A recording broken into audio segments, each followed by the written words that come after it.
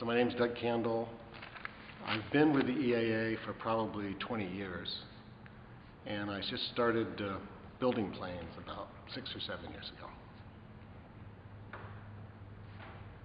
And how did you get into this? I just wanted a different kind of a plane. My personal interest was I wanted a different kind of plane than you could buy.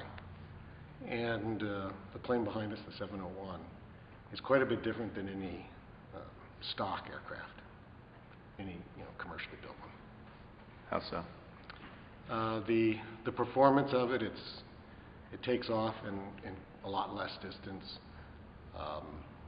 It uses a new type of an engine, a Rotax engine, which is, they do have a certified version of it out now, but most of these other aircraft use strictly air-cooled direct drive motors.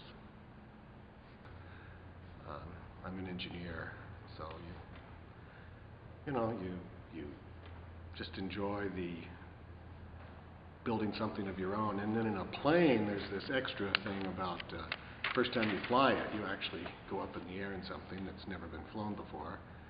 And I have to say, that's a memorable experience. I think it was the first flight you take when you get your license is probably more memorable, actually. But this comes a close second. The first time you fly a plane on your own, that's you remember everything about that flight. Yeah. But this one, there's always a little worry. Did you forget something? Is it actually going to fly? Is it going to be controllable? This particular design, there's hundreds of them flying, thousands of them that have been sold. So it's pretty predictable how it's going to fly, as long as, of course, everything is correct. The safety record on the amateur-built aircraft is about 1% worse than for a certified aircraft. So not significantly different.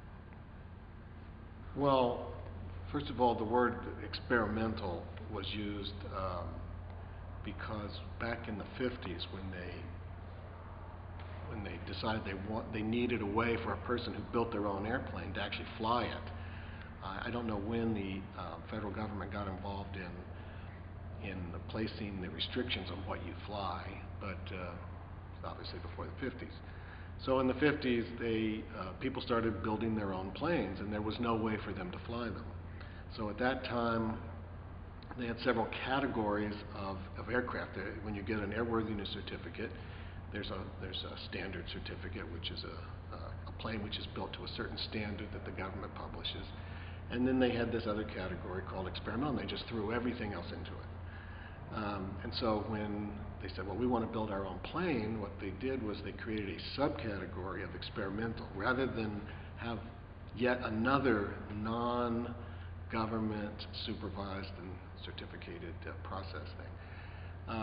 And they called it amateur built, and it's underneath of the experimental category.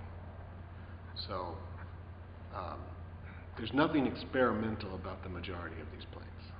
They're amateur built.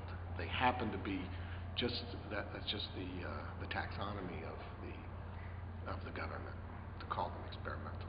Now, under that same category, you can, of course, if you wish, design a plane from scratch, and we have had a few of those here. That certainly is a very risky. That you really have to know what you're doing. But building a plane from a kit is very similar to building a car from a kit. And my guess is that most people would think that if you built a car from a kit, Ford Motor now is selling, for example, full chassis and bodies for their 65 Mustangs or something. Most people would not think that's any more dangerous than a regular car built in Detroit. And the same is pretty much true of